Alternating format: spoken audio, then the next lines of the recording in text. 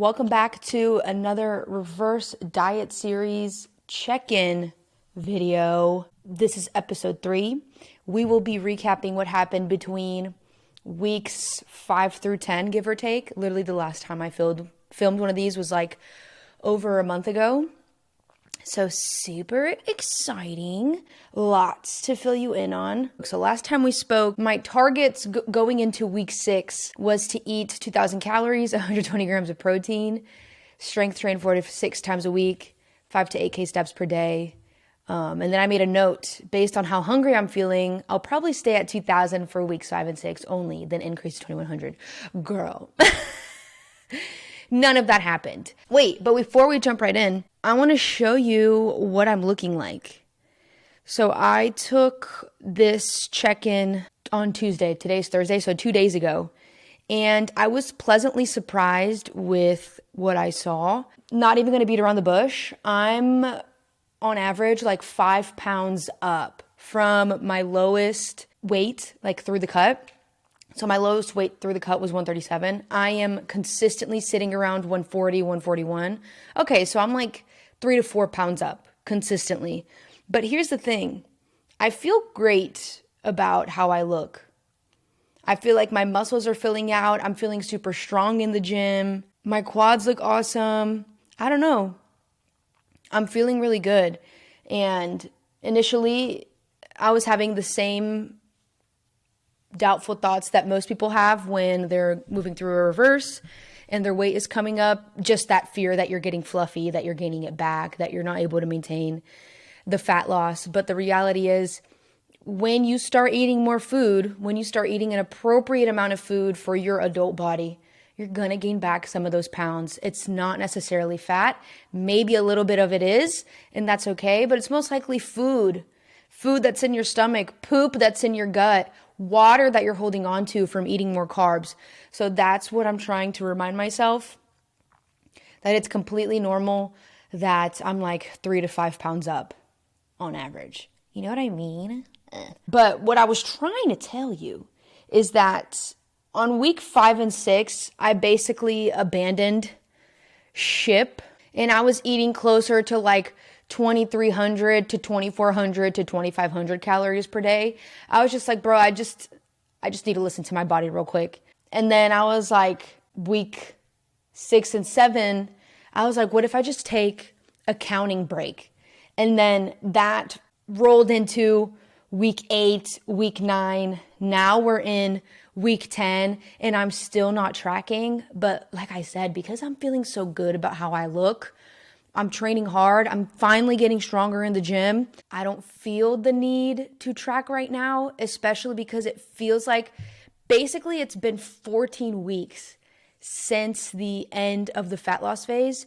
It feels like I've been struggling for the past 14 weeks to finally get back to a normal, regular place when it comes to like thoughts about food, thoughts about my body, and hunger and appetite. Like, for example, I was feeling pretty ravenous most days. I was noticing that I was thinking about food and turning to food more often for the past 14 weeks. What I didn't realize, and I've been talking about this, is that when you start slowly increasing food, you're probably going to feel hungrier than you were feeling when you were in the cut. Something about refeeding, like something about giving your body a little bit more, it almost like revs up your metabolism and it makes your body go like, ooh wee, like we're eating again, we have food again, like, and it makes you hungrier than you would have been. I feel like I'm finally, after 3 to 4 months, bro, finally starting to feel more regular, like to the point where like I'm forgetting about food more often, like more likely to forget to eat. Like usually I'll get in the car to come back home from my personal training gig, and like a couple weeks ago, I was like, fuck yeah, I get to eat. And I would like get home and I would like scarf my food down, and that would kind of make me bloat more.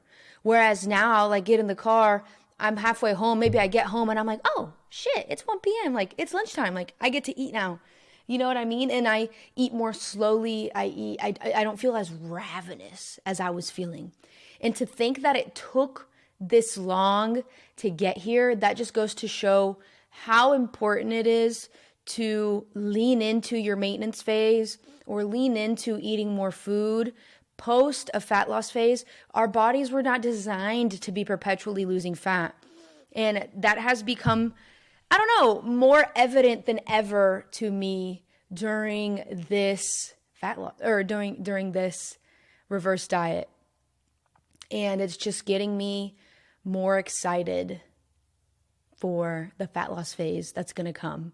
So being that I'm just now starting to feel more stabilized, hunger-wise, body image-wise, thoughts about food-wise, I'm definitely going to be reversing for longer. So the rule of thumb is, I heard this from Dr. Mike and I've ran with it, is to reverse for or maintain your weight for an equal amount of time that you were in a fat loss phase. So I was in a fat loss phase for approximately 12 weeks.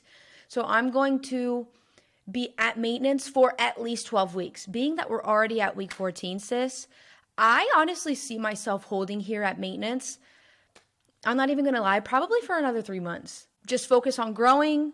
So I suspect that I'm going to want to start a fat loss phase.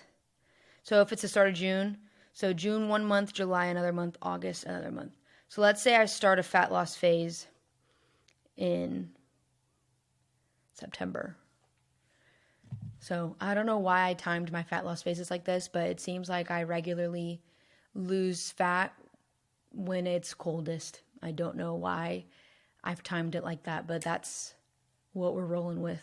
So that's kind of my update. Psychologically, we're doing a lot better than we were, because I'm not going to lie, I was a little freaked in the beginning there, feeling fluffy, feeling weird. I wonder if there's a fluffy period post the end of your fat loss where your body's trying to get used to the foods that it was eating before, trying to get its shit together. Does that make sense? Whereas now I feel like my body's not as stressed out simply because I'm not stressed about food. I'm not stressed about my body, and that has helped my physique look its best. So moving into week 10 and 11, it says here, eat intuitively, eat protein at each meal. I've been doing that with ease. Basically eating the same meals that I was eating while I was cutting with the same attention to carbs, fats, proteins. I'm just not going to be tracking, focusing on eating lots of fruits and veggies too, and then allowing myself more treats here and there. But it's felt pretty seamless maintaining my weight right here in the low 140s. Still about 10 pounds down from when we started the fat loss phase. So I'm really not mad. Trying to stay active. Pretty easy for me to stay active because I have an active job and I do have a dog. So here's the thing. I'm not sure when I'll start counting again, but I'll keep you updated. I'm just enjoying this time of freedom around my nutrition and just feeling strong. But I'm sure I'm going to want to finish reversing up, getting my calories nice and high, fueling my gains. Now would be the perfect time to start counting again, because if I reversed correctly, counting for 12 weeks, it would set me up really nicely for a fat loss phase 12 weeks from now. But we'll see what I'm feeling. Sometimes it's nice to just breathe. So yeah, that goes to show that no fat loss phase is perfect. I think I've made that pretty clear. No reverse dieting phase is perfect. Some of us just who are lifestyle fitness people, sometimes it's chill to transition out of your calorie counting protocol. Sometimes it's okay to step off the gas a little bit. So I hope this was helpful. If you like this video, please give it a thumbs up. Please send it to someone that you think might benefit from this information. Click that little notification bell so you never miss another video from me ever again. And don't forget to subscribe if you'd like to support my gains. Cool. Bye.